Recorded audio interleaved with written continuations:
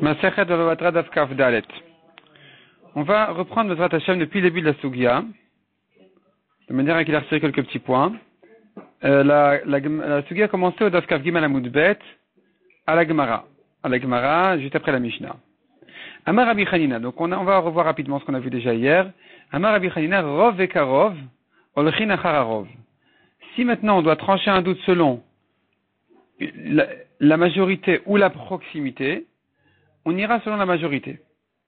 Ve'afalgav de Ruba d'Oraita avec Kurva d'Oraita, malgré que les deux notions sont Minatora, de trancher un doute selon la majorité, c'est Minatora, d'aller selon le plus proche, c'est aussi Minatora, Afilu Achi Ruba Adif. Malgré tout, la majorité, c'est quand même plus fort que la proximité. Donc on ira, si on a le choix entre l'un et l'autre, selon la majorité. L'Agmar va nous ramener quelques exemples. Ça va se concrétiser dans les exemples. Metiv Rabbi Zera, donc Rabbi Zera mène une première objection sur Rabbi Chanina, à propos de Egla Arufa. Egla Arufa, si on a trouvé un homme qui a été tué, un homme mort mais assassiné. On l'a vu en dehors de la ville, on ne sait pas qui c'est qui l'a tué, il faudra amener une kapara sur la ville, c'est-à-dire les gens de la ville la plus proche vont considérer qu'ils sont fautifs, ils sont coupables, ils vont amener eux une kapara qui sera la Egla Rufa, la génie, c'est qu'il faudra tuer, casser la nuque, etc. C'est ce que dit le pasuk, Vaya Irakrova le Halal, la ville la plus proche du mort, c'est elle qui amènera la kapara. Même s'il y a une autre ville un peu plus loin, mais qui est bien plus grande que celle-là, on va selon la plus proche.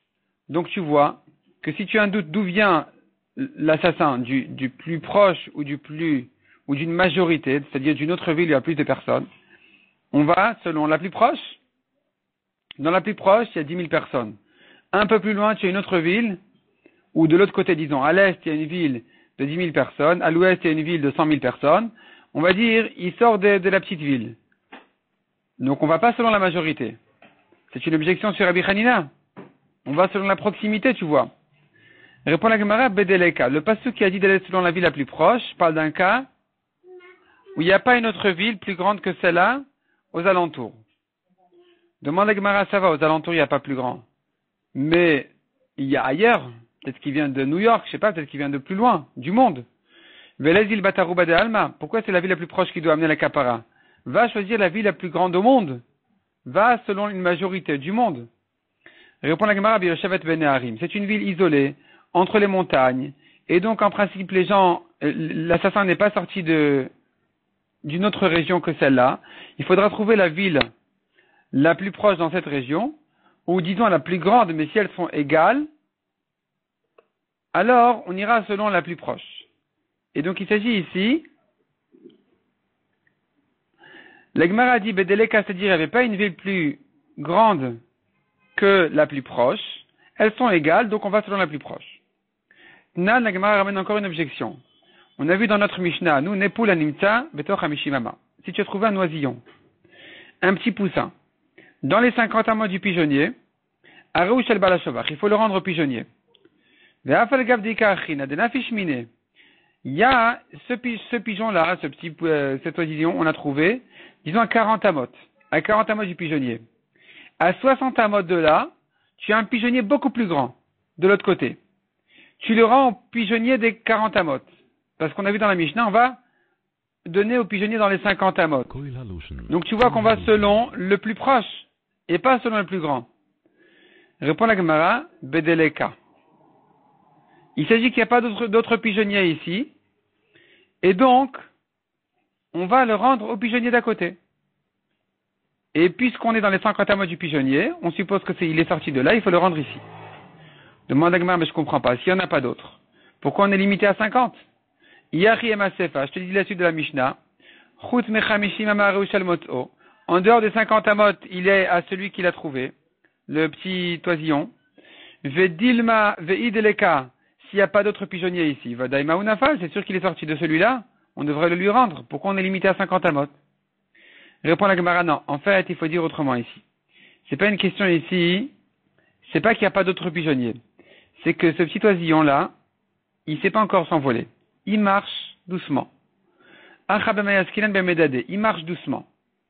Et donc, s'il y a un pigeonnier dans les 50 amot, tu dis c'est de là qu'il est sorti.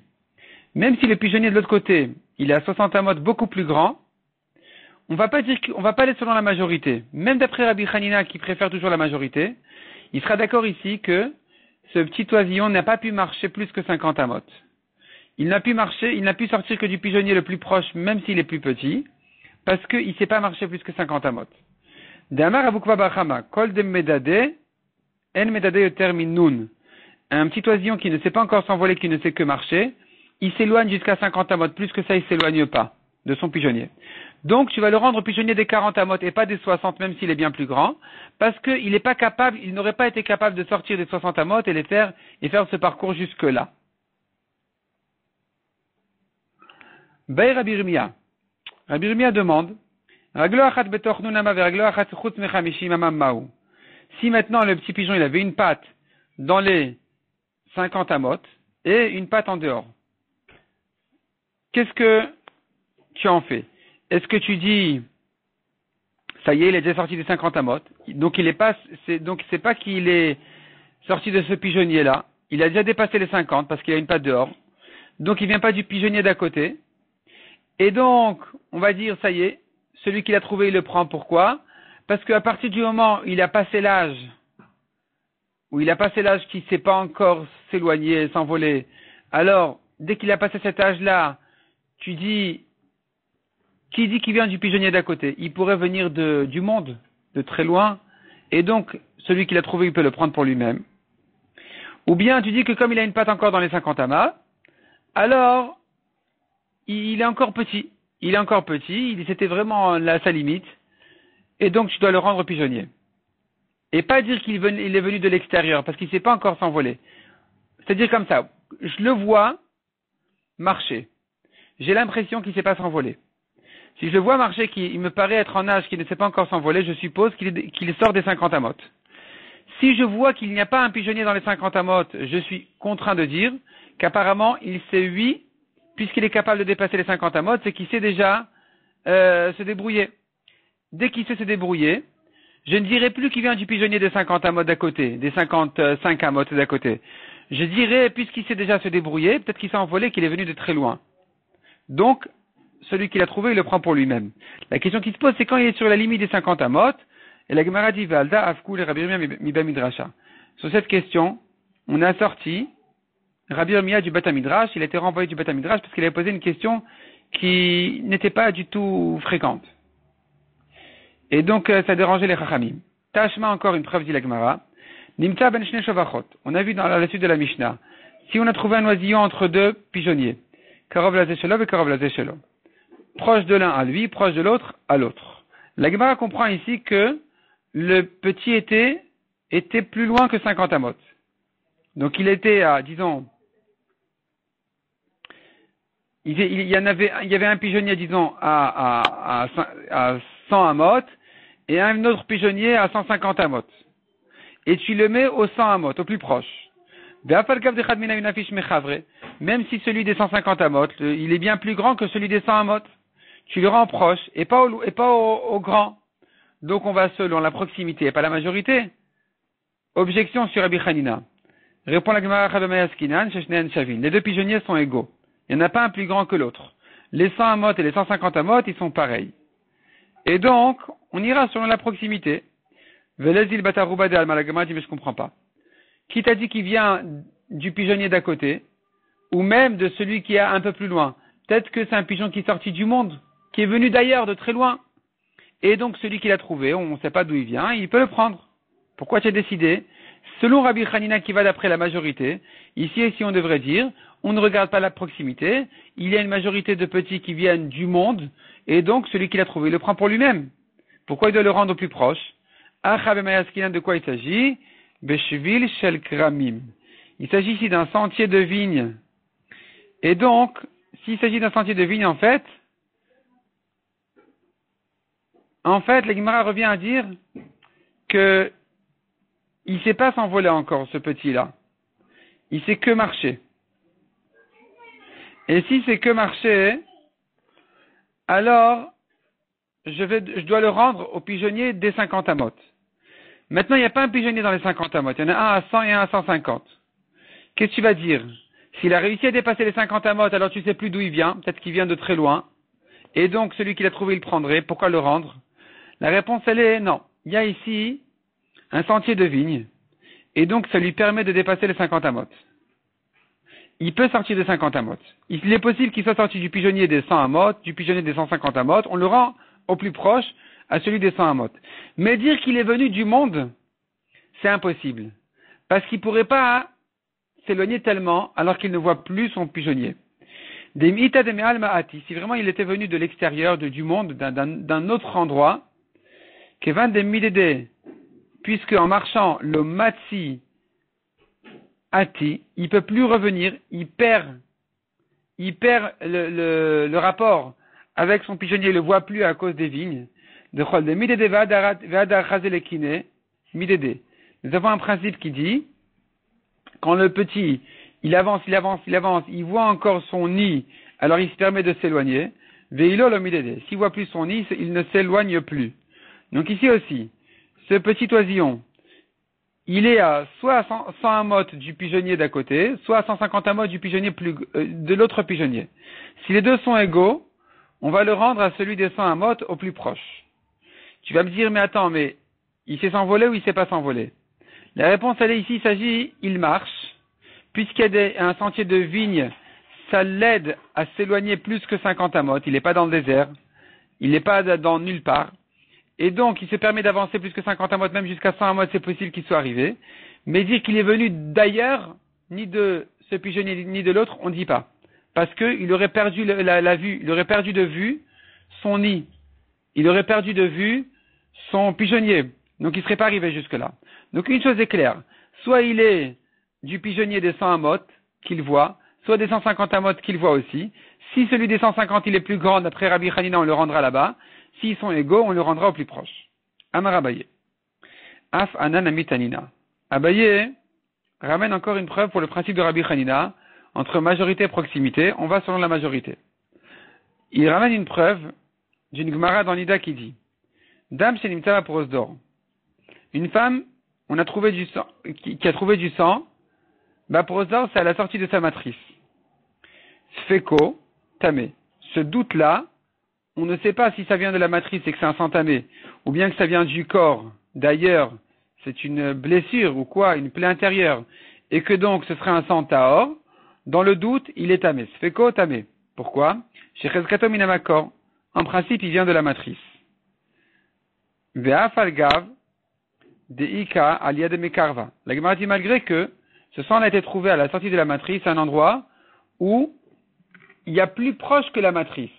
Il se peut que le sang soit sorti d'ailleurs du corps, d'ailleurs, et pas de la matrice. Ce qui serait plus proche même que la matrice, malgré tout, on va, selon la matrice, en disant c'est un sang tamé. Donc tu vois qu'on va selon la majorité des sangs et pas la proximité. C'est une preuve pour Rabbi Hanina. Amar le Rava. Rav ou Matsuke, Amar et Rava repousse la preuve en disant mais non, ici, c'est pas qu'une majorité. Il y a aussi, c'est plus fréquent aussi. C'est-à-dire, non seulement en quantité, la majorité des sangs viennent de la matrice, mais aussi, les sangs de la matrice sont beaucoup plus fréquents que les sangs d'ailleurs. C'est-à-dire, ce sont deux choses différentes. Tu pourrais dire que, une fois par an, disons, il y a une quantité de sang plus importante que tous les sangs qui sortent de la matrice au courant de l'année, mais ça ne vient qu'une fois par an. C'est pas le cas. Les sangs de la matrice sont et plus nombreux et plus fréquents. Et donc, dans ce cas-là, c'est sûr qu'on va selon la majorité quand c'est aussi plus fréquent. Rav ou Matsu, il dit la Gemara lekaleman de Amar. Tout le monde est bien d'accord dans ce cas-là qu'on va selon la majorité. L'éternel Rabbi Chia, comme il a dit Rabbi Chia, Dam animtare prosdor, la certitude que ce sang-là est un sang tamé, elle est tellement forte qu'on va se permettre, en supposant que ce sang vient de la matrice et que c'est un sang tamé, ce sang-là qui était trouvé prosdor à la sortie de la matrice, il est tellement, la certitude qu'il c'est un sang tamé, elle est tellement claire que donc Chayavin alav al biat mikdash. Celui qui est devenu tamé à cause de ce sang-là, cette femme-là ou quelqu'un qui l'a touché ou quoi, qui est devenu tamé à cause de ce sang-là. Il est rentré au Beth Amikdash, il est chayav un korban, il doit amener un korban. Maintenant, si on n'était pas certain que c'était tamé, comment il aurait pu amener un korban? Peut-être qu'il est en train de faire choulin bazara, on n'a pas le droit d'amener une bête, l'égorger dans le Beth Amikdash, pour rien. C'est que tu dois être certain que c'est un korban. Donc je suis certain que ce sang-là est tamé. Pas que quand c'est une khumra, même quand c'est une kula, je peux compter sur cette certitude en disant oui, tu amènes un korban. Deuxièmement, on va s'en finir avec ta trouma. Si ce sang l'a rendu tamé quelqu'un ou quoi, qui a finalement touché des fruits de trouma, on va brûler la trouma. Si on avait eu qu'un doute, on aurait dû laisser la trouma de côté. Ne pas la brûler, ne pas la manger. Dans le doute, parce que brûler une trouma théora, c'est interdit. Dans le doute, tu ne sais pas si c'est théora ou tamé, ni tu manges, ni tu brûles. Là, on la brûle tranquillement. C'est que, on est dans une certitude que c'est un sang tamé. Ve'amar Rava. Shmamina med Rabbi Chia atlat. Rava a dit on peut apprendre de Rabbi Chia 3 halachot. On a 3 conclusions à prendre de là. Shmamina, premièrement, on a à apprendre de là. Rov vekarov alors chachararov. Si tu as le choix entre une majorité et une proximité, tu vas selon la majorité. Ça, c'est une première chose que nous pouvons déduire de Rabbi Chia. C'est-à-dire ce sang-là, qui d'une part a une majorité de la matrice et que c'est un sang tamé, d'autre part, il y a une proximité d'ailleurs où ça serait un sang tahor, on va selon la majorité. Ou shmamina rubadora. Et deuxièmement, tu vois que de trancher un doute selon la majorité, c'est minatora. Et donc, on peut se permettre de brûler la trouma, on peut se permettre d'amener un korban à Beth Amikdash. Ou shmamina, troisièmement, on apprend de là. Ital et de Rabbi Zera. Il a raison, Rabbi Zera. On tient comme Rabbi Zera qui a dit, la mar Rabbi Zera falpiche daltot medina neulot. Même si les portes de la ville sont fermées. C'est-à-dire, quelqu'un a trouvé de la viande sur la rue. Il y a une majorité de boucheries cachères, 9 boucheries cachères et une boucherie pas cachère. Il trouve de la viande sur la rue, il peut manger. Il peut manger, il n'y a pas de problème. C'est cachère. On ne va pas exiger ici une deuxième majorité. Il y a des cas, on dira, c'est pas suffisant, la majorité des magasins dans la ville cachère. Il faudrait dire que aussi, aux alentours, en dehors de la ville, il y a une majorité de juifs qui rentrent dans la ville et qui amènent de la viande cachère. Dans ce cas-là, on ne dit pas ça. Même si les portes sont fermées et que les gens qui viennent de l'extérieur, il n'y a pas de majorité de l'extérieur, on n'a pas une double majorité de la ville et de l'extérieur pour cachériser cette viande-là, c'est suffisant. Une majorité est suffisante. Déa, comment tu peux prouver de notre cas à nous pour Rabbi Zera? Déa Isha, Dechidaltot Medina Neulot Damia. Le cas de la femme, c'est comme un cas où tu n'as qu'une seule majorité, comme si les portes de la ville étaient fermées. C'est-à-dire, autrement dit, on n'a qu'une seule majorité. On n'a pas deux majorités que ça sent tamé. On a une majorité que ça vient de la matrice. Il n'y a pas une autre source qui sera tamée. Il n'y a que celle-là. Donc tu as une majorité de sang tamé, c'est suffisant. C'est suffisant pour décider que tout est tamé. Tu vois bien qu'on va selon la majorité, même si on n'a pas une deuxième majorité. Demande à Gemara, la Gemara revient ici sur la première déduction de Rava. Comment Rava a-t-il pu amener de là une preuve pour Rabbi Hanina? Majorité, proximité, majorité. Vea Rava ou deke Amar, Ravumatsu, il est kaleman de Amar. Rava lui-même a dit. Rava, c'est lui-même qui avait dit que si avec la majorité, il y a aussi que c'est plus fréquent, c'est clair qu'on ira selon la majorité dans ce cas-là. Ce qui n'est pas la preuve pour Rabbi Hanina, qui va selon la majorité, même quand il n'y a pas ici autre chose que la majorité. Il n'y a pas aussi plus fréquent, il n'y a que la majorité. Et donc pourquoi est-ce que ici Rava il vient ramener une preuve à Rabbi Hanina, alors que lui-même avait dit que c'est pas la preuve? Parce que dans le temps, tu as la majorité et plus fréquent. Répond la Gemara, Hadarbe Rava Me'aï. Rava a changé d'avis. Itmar. C'est-à-dire, en fait, Rava a changé d'avis, et finalement, il tient que, apparemment, c'est lui une preuve. C'est lui une preuve pour Rabbi Hanina, et on va pas dire que, on va pas repousser la preuve en disant, mais c'est plus fréquent ici. On va maintenir la preuve pour Rabbi Hanina de dire que Si ici on va selon la majorité, alors toujours on ira selon la majorité plutôt que la proximité.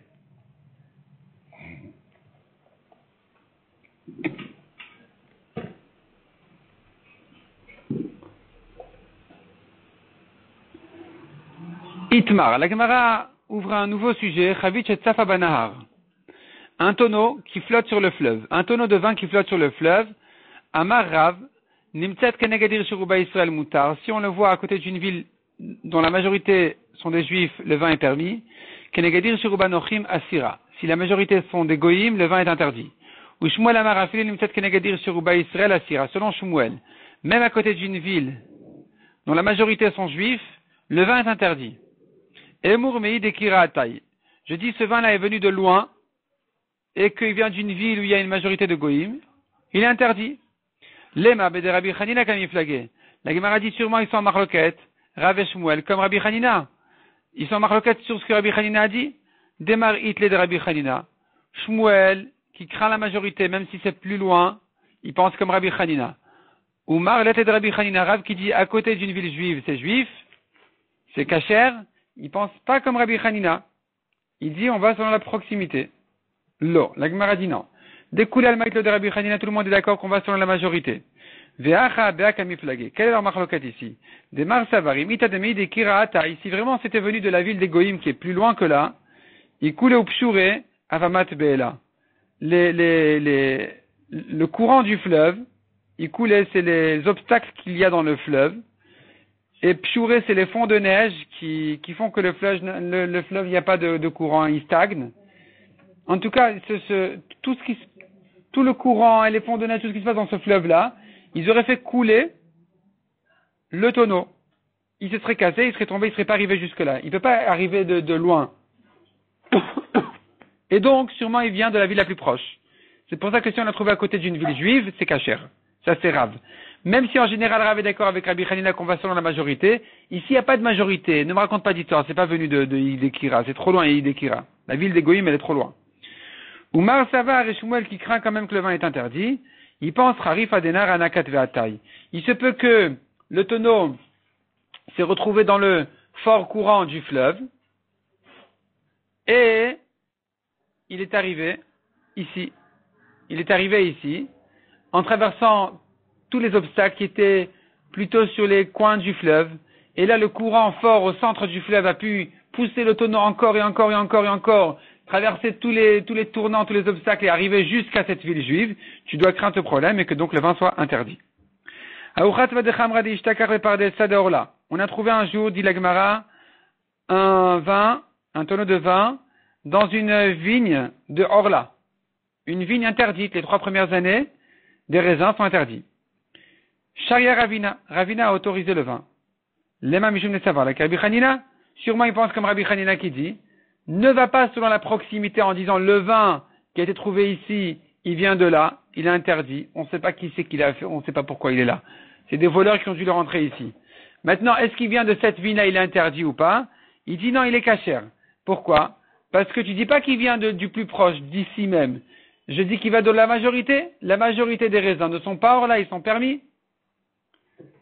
Shani Atam, la Gemara dit non. Là-bas, c'est différent des migniv mina. Si vraiment le voleur avait volé les raisins d'ici même, et on avait fait du vin, il n'aurait pas caché dans cette vigne-là. Atne begavel o matne. Un voleur n'aurait pas caché son vin dans la vigne elle-même. Il l'aurait caché ailleurs. Donc sûrement que c'est un vin qui ne vient pas de là. Même si en général tu ne penses pas comme Rabbi Hanina, que tu en général diras oui, on va selon la proximité. Ici on n'ira pas selon la proximité parce que c'est pas logique qu'un voleur cache ici même son vin. Le vin, il le cache pas dans la vigne même. Mais des raisins, ils vont lui cacher. Le vin, il a travaillé sur ce vin. Il ne va pas le cacher dans la vigne elle-même. Des raisins, il a cueilli une grappe, un sachet de raisin, il le cache dans un coin de la vigne. Ça, le voleur risque de faire. Donc les raisins que tu trouves dans cette vigne-là, ils sont interdits. Le vin, il est permis. C'est-à-dire, les raisins, ils risquent de cacher ici. Si tu vas sur la proximité, tu vas les interdire. Mais le vin, même si tu vas sur la proximité, tu vas le permettre. Parce qu'en principe, il ne le cache pas ici.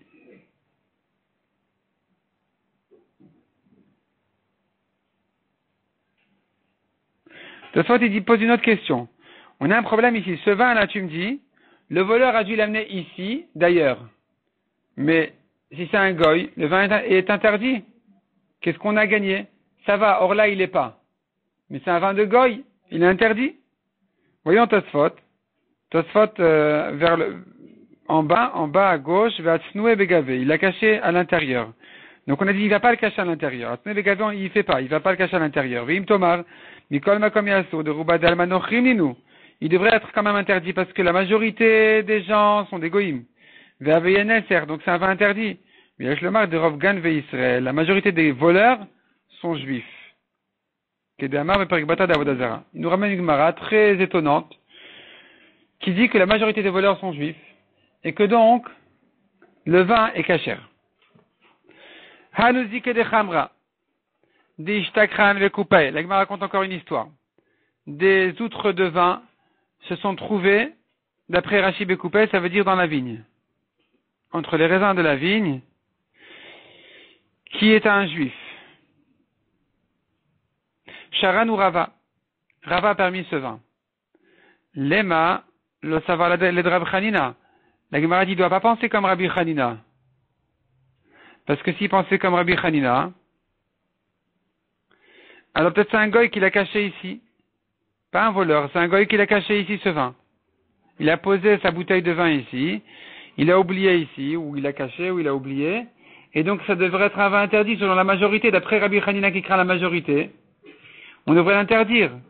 Tu vois qu'on le permet parce qu'on va sur la proximité, que puisque les gens d'ici sont juifs, alors il est cachère. Le monsieur de cette ville-là, il est juif, c'est cachère. La Gemara dit non. Il n'y a pas de majorité goy ici. Shan et Atam. C'est différent là, dans ce cas-là, de Rouba des Shfuchae, car la majorité de ceux qui versent le vin des tonneaux dans les outres à vendre aux gens, dans ce pays-là, Israël et nous, ce sont des juifs. Et donc, en principe, c'est un vin juif. Van emile berav rêvé. Aval zoutre, il s'agit que ici, quand c'est une grande outre. Et donc, il s'agit d'un vendeur juif qui avait préparé son vin à vendre. Puisque les vendeurs ici du vin sont juifs, alors ce vin-là qui est dans une grande outre, il doit être au vendeur qui est juif. Aval zoutre, mais effectivement, s'il s'agit d'une petite outre, une petite bouteille, Emur Movre Drachim Nafoun. Il se peut que c'est quelqu'un qui est passé ici, c'est pas un vendeur, c'est quelqu'un qui a pris avec lui du vin en chemin, et il pourrait être un goy comme un juif. Et donc, on va interdire le vin parce qu'il y a une majorité quand même de goïm. Vei Ikar Avreve Ba'adayu, mais la Gemara dit quand même, si, à côté de ce vin, dans cette petite outre, il y a une grande outre de vin, alors, Emur Be'avrure Ava Manche. Puisque le grand vin, il est sûrement un juif, parce que les vendeurs sont juifs, dans les grandes quantités, donc les grandes quantités de vin elles sont aux juifs. Le petit vin d'à côté, il sera aussi permis. Parce que je ne vais pas dire que le grand vin est de Reuven, et le petit vin, il est de François. Je vais dire sûrement que Reuven a dû mettre un peu de vin de côté, pour équilibrer les fardeaux sur son âne, parce qu'il devait avoir, d'un côté, disons, il avait 10 kilos de vin, de l'autre côté, il avait, disons, 8 kilos de foin. Il voulait équilibrer, alors il a dû mettre 2 kilos de vin de l'autre côté, avec le foin pour que ce soit, pour que le poids soit assez équilibré sur l'âne. Et donc ici, je vais permettre, grâce au grand vin, le petit vin aussi. Mishnah suivante. On éloigne l'arbre de la ville 25 amot. C'est-à-dire, je veux planter un arbre en dehors de la ville, je n'aurai pas le droit de le planter dans les 25 amot, dans les 12 mètres de la ville. Il faut l'éloigner plus que ça. Pourquoi? Parce que c'est pas joli, tout simplement. C'est pas joli pour la ville qu'elle soit étouffée d'arbres tout autour. Il faudrait laisser une certaine surface vide. Donc 25 amot minimum vide. Ou Becharoub ou Beshikma Chamishimama. Ce sont des arbres qui ont beaucoup de branches, de feuilles. Alors il faut l'éloigner davantage, 50 amot. Abba Shaul Omer, Kol Ilan Tzrak Chamishimama. Abba Shaul dit, un arbre qui ne fait pas de fruits, un arbre non fruitier, on l'éloigne de toute façon de 50 amot, parce que c'est un arbre moins important, et donc, ça dévalorise la ville. Et la Gemara dit maintenant, Veim Aïr Kadma Kotet Venon Otendamim. Si la ville a précédé l'arbre, alors on coupe l'arbre sans payer. Veim Ilan Kadam Kotet Venon Otendamim. Si l'arbre a précédé la ville, on va lui couper l'arbre et on va le lui payer. Ça fait que Zekadam. Si on a un doute qui était en premier, l'arbre ou la ville, Kotet Venon Otendamim. On lui coupe l'arbre et on ne le paye pas.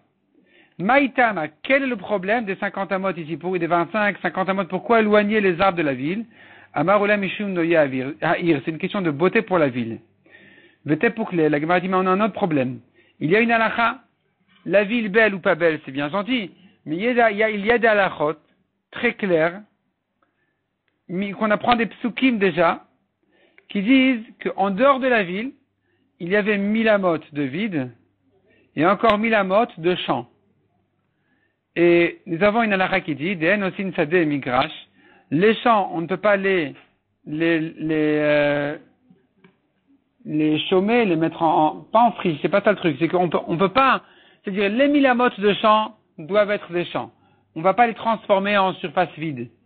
Velo migrash, sadeh, et inversement aussi, les premières 1000 amot proches de la ville, qui doivent être vides, on va pas les transformer en champs, on n'a pas le droit de semer là-bas. Et donc pourquoi tu me dis ici, jusqu'à 25 amot, 50 amot, une question de beauté de ville, c'est plus que ça, c'est 1000 amot déjà. C'est 1000 amot, on apprend ça déjà des psukim.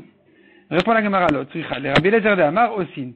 Selon le Tana Rabbi Eliezer qui dit, on a eu le droit de faire des changements et de faire des champs proches de la ville, ou au contraire, ne pas faire de champs dans les deuxièmes 1000 amot de la ville, dans dehors de la ville.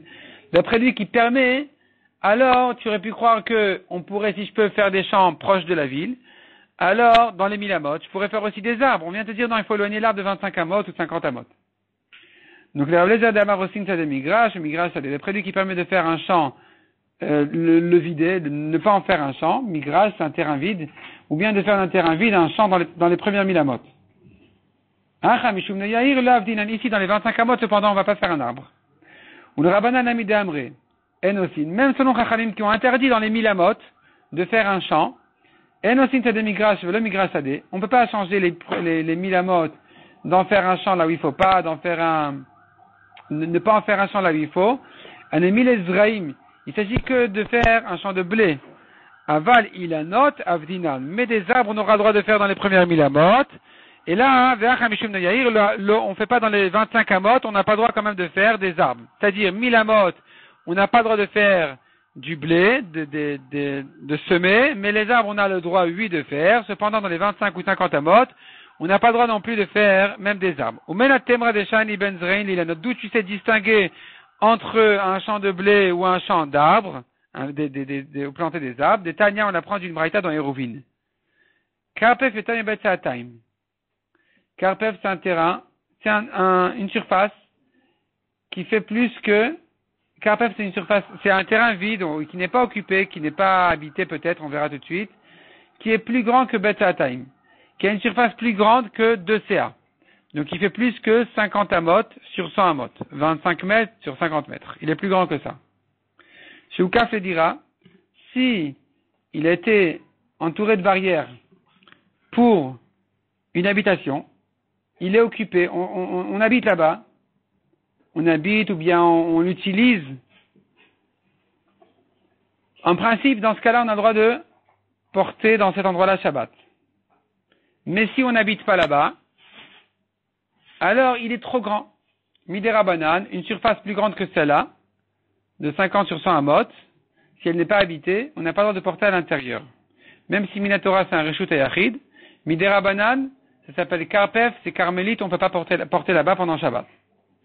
Nizra Rubo, si maintenant il a semé la majorité de cet endroit-là qui avait été a priori isolé pour habitation, mais maintenant voici qu'il a décidé d'en faire un joli jardin, d'en faire de le semer, la majorité, à Reu Kegina Veasur. C'est fini, c'est comme un jardin, c'est plus habité, c'est-à-dire puisque la majorité n'est pas habitée, alors il descend de statut, et donc c'est interdit.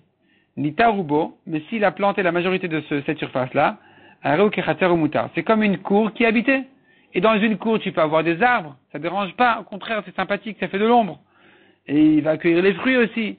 Et donc, ça va pas gêner ici l'habitation, même si la majorité est plantée, c'est permis.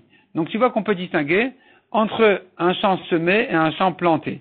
Et donc, ici aussi, on va dire 1000 amot, tu n'as pas le droit de semer, mais planter des arbres, tu as le droit. La Mishnah vient te dire, mais 25 amot, il faut s'éloigner quand même. On a vu encore dans la Mishnah, s'il y avait d'abord la ville, et après l'autre il a planté l'arbre, on lui dit coupe l'arbre et on ne paye pas. On ne paye pas ce qu'il a perdu. Demande à Gemara, pourquoi, à propos d'un puits, on a dit, si maintenant je plante un arbre chez moi, et chez mon voisin il y a un puits, si le puits était avant l'arbre, j'avais pas le droit de planter un arbre selon les chachamim chez moi, dont les racines vont aller abîmer le puits de mon voisin, et donc je dois le couper et il va me payer. Même si j'étais en tort d'avoir planté après son puits, je mérite quand même d'être dédommagé. Ou mais pourquoi dans notre Mishnah à nous, on a dit celui qui a planté après la ville, il coupe son arbre et il n'est pas payé. Amar Avkana, répond la Gemara, Kidra de Beshut fait, le Chamima veut le krira. La casserole de deux associés, elle est ni chaude ni froide. C'est-à-dire, si maintenant, il y a deux personnes qui sont responsables de cuire un plat, il va mal sortir. Parce que chacun des deux, il néglige en se disant, mais l'autre, il va faire attention. Ça sera ni assez chaud, ni assez froid, tout sera tiède là-bas. Il n'y a pas de responsable. Quand il y a deux responsables, il n'y a pas de responsable du tout. Il n'y a pas de responsable sérieux. Donc ici aussi, quand maintenant tu dis à la ville de payer pour l'arbre qui a été coupé, qui a dû être coupé, personne ne va payer. Chacun va te dire non, c'est pas moi, c'est lui qui va payer, demande à lui en premier, etc. Donc on n'arrivera pas à ramasser d'argent. La Gemara dit attends, je comprends pas. Uma et Kushia, quelle est la contradiction? Comment commence l'objection? Tu viens ici me comparer un homme qui a endommagé le puits de son voisin à un homme qui endommage la ville. Dilma Shan et Zekaderabi, mais Zekaderachi, c'est très différent. S'il a endommagé un public ou un particulier, tu as endommagé un public, coupe ton arbre et va-t'en, personne ne te paye. Si tu endommages ton voisin, bon ça va, il devra te payer. Et donc on n'a pas besoin d'en arriver à cette réponse de Rav Kahana. On devrait répondre plus simplement à distinguer entre un public et un particulier. Répond la Gemara. Et la hitma de Rav Kahana, c'est hitma. L'enseignement de Rav Kahana qui dit c'est comme la casserole et tout ça, c'était ramené sur la suite de la Mishnah. Imailan kadam, kotet venoten damim. S'il y avait d'abord l'arbre, alors il doit couper l'arbre et on va lui payer.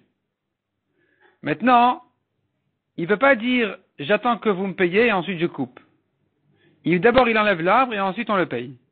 Velem aleo, il devrait leur dire ah vous libérez Shadme, Ve'adar écoute d'abord payez-moi et après je coupe. Amar Rav Kahana, sur ça Rav Kahana dit il n'y a pas de responsable dans une ville, personne ne va prendre au sérieux. Et donc, les gens, ils vont dire, moi, je te paye pas en premier. Si tu veux, tu laisses ton arbre entre temps. Et un autre, il dira la même chose. Et finalement, personne ne veut le payer. Personne ne se précipite à lui payer son arbre. Et l'autre, entre temps, il veut pas enlever l'arbre. Donc finalement, l'arbre, il reste comme ça et c'est pas joli pour Eretz Israël. Les villes d'Eretz Israël ne sont pas jolies comme ça. Donc on lui dit, écoute, d'abord, tout premièrement, tu enlèves ton arbre.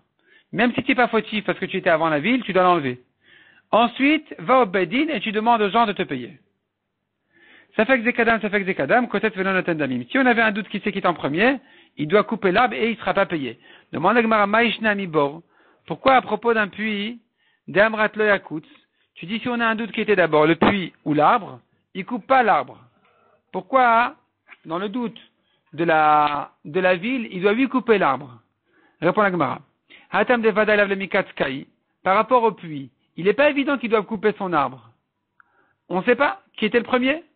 Donc, c'est Konami le Amrin à l'écoute. On ne peut pas lui dire dans le doute, va couper ton arbre. Il pourra dire non, j'étais en premier. Hacha, tandis que pour la ville, de Vadal le Mikatskai, il est clair que tu dois enlever ton arbre. La question est, est-ce qu'il faut te payer ou pas? Donc, tout d'abord, tu l'enlèves, tu coupes ton arbre d'abord. Après, tu viens réclamer de l'argent. Alors, ça va prouver que tu mérites l'argent, que tu étais avant la ville, et on te donnera. Mais une chose est claire, que tu dois couper l'arbre.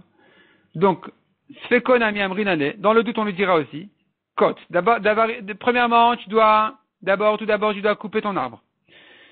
Vei, Mishum Dme, si tu viens réclamer l'argent, si ton problème c'est l'argent, Amrinale aiteraya ushkol, t'as qu'à prouver, et tu prends. Puisque tu ne peux pas prouver, donc tu n'es pas payé. Mishnah suivante, Marikenet Goren Kavua Minaïch Hamishimama. On éloigne la grange de la ville, 50 amot. Si c'est un Goren Kavua, une grange qui est fixe ici, il faut l'éloigner 50 amot pour ne pas endommager la ville. Loya se Adam Goren Kavua Betor Shelo. De même, un homme ne peut pas faire une grange chez lui, et l'Emken Eshloch Hamishimama Lechol Roar, s'il n'a pas 50 amot de chaque côté, pour ne pas endommager ses voisins. Il doit éloigner aussi des plantations et des sillons de son voisin, de quoi ne pas l'endommager. Ici, il n'aura pas à éloigner 50 amot, mais au moins de quoi ne pas l'endommager. On va voir dans la Gemara. Demande la Gemara justement, Maïshna Recha ou Maïshna Sefa. Pourquoi au début de la Mishnah tu m'as dit 50 amot, et ici tu me dis de quoi ne pas l'endommager? Sous-entendu même, moins que 50 amot, ça pourrait être suffisant. Amar Abaye Sefa Atan le Goren Shenokavua. Abaye répond en fait, il s'agit de deux cas différents. Il faut éloigner 50 amot si c'est une grange fixe. Et si c'est pas une grange ici qui est fixe, c'est-à-dire s'il y a une petite quantité de blé, on va pas exiger de l'éloigner 50 amot. On va lui dire de quoi ne pas endommager, c'est suffisant. Echidami Goren Shenokavua, qu'est-ce que tu appelles une grange qui n'est pas fixe? Amar Abiasi Barabi Chanina, Kol Shenos Zore Beracha. C'est-à-dire comme ça. S'il a un tas de blé, une grange, donc un tas de blé, suffisamment important pour qu'ils doivent, pour trier le blé du son des parties qu'il ne veut pas prendre, il faisait à l'époque, il les jetait au vent, et les graines, elles tombaient sur place, et le reste s'envolait. Donc, il le jetait avec une pelle, ça s'appelle Zoré Berachat, il les jetait avec une pelle, au vent, en hauteur, et les graines, elles tombaient, ça le triait. Des fois, la quantité était tellement petite, que c'était pas la peine de le faire. Ça se fait automatiquement. Le vent, il souffle et il envole les parties, les épluchures, les parties qu'il fallait envoler, même sans le jeter en hauteur. Parce qu'il n'y a pas une grande quantité de blé ici. Ça, cette petite quantité, elle s'appelle Enokavua. Et ça, on n'a pas besoin d'éloigner 50 amot, pourvu de ne pas l'endommager. S'il y a une grande quantité qui va jeter au vent, là, on va dire qu'il faut s'éloigner 50 amot pour ne pas l'endommager. Mais si c'est une plus petite quantité, ça s'appelle chez nos Zoré Bararat, qui ne la jette pas au vent avec la pelle, alors il n'a pas besoin de s'éloigner 50 amot. Ça, c'est une première réponse. Abaye. Deuxième réponse, Ravashi Amar. Matam Kamar. Ravashi dit non, il n'y a pas de contradiction dans la Mishnah. La Mishnah ne vient pas te donner ici une autre mesure combien s'éloigner, de quoi ne pas endommager et pas 50 amot.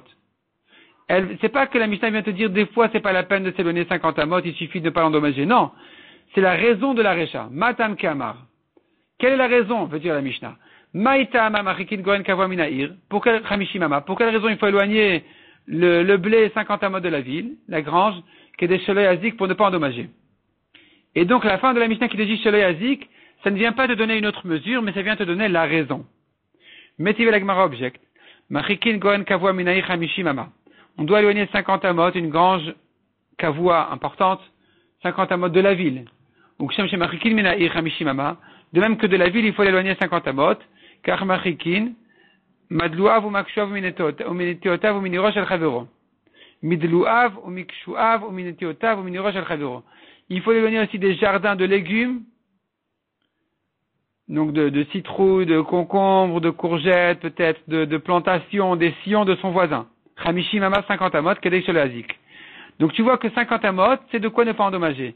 C'est pas que de quoi ne pas endommager, ça voudrait dire moins que 50 amot. Bishlam ale Ravashi Nicha. Selon Ravashi qui avait dit, la Mishnah ne vient que te donner la raison des 50 amot. De quoi ne pas endommager, c'est la raison, ça va. Et là, donc ici aussi ce qu'on a dit, 50 amot, de quoi ne pas endommager. Et là, Abaye Kashia. Mais pour Abaye qui a dit que les 50 amot, c'est une chose, ne pas endommager, c'est autre chose, c'est quand il s'agit d'une petite quantité de blé. Or ici, on n'a pas dit ça, on a dit de quoi ne pas endommager 50 amot. Kashia. La Gemara reste effectivement en Kashia sur Abaye. La Gemara continue à demander, Bishlama mimakshuav ou madlouav. Je comprends en quoi ça risque d'endommager son voisin, et que donc il faut l'éloigner des légumes de son voisin. De azil avka veati belibe, ou matzvele. C'est-à-dire que le blé risque d'abîmer les légumes de son voisin, comment ça? Parce que Azil Avka, c'est la poussière de son blé qui va aller, Veate Belibé, et qui va se rentrer donc dans le cœur de ces légumes, de son voisin. Ou Masvele, ça va les brûler, les faire sécher, les brûler, ils vont perdre leur humidité. Et la miniro Amaï, mais quel problème des sillons? Quel problème? Pourquoi il faudrait que j'éloigne mon blé des sillons de mon voisin? En quoi ça va le déranger? Amar Rabbi Abba bar Zavda, Vitem Rabbi Abba bar Zutra, Ipnei Sheose Otogalal. C'est-à-dire, il y aura ici trop d'engrais. Ce blé qui s'envole sur les sillons de son ami vont devenir de l'engrais, et la quantité sera trop grande, ça va abîmer les graines qui ont été semées là-bas, et donc c'est pour ça qu'il faut l'éloigner 50 amot.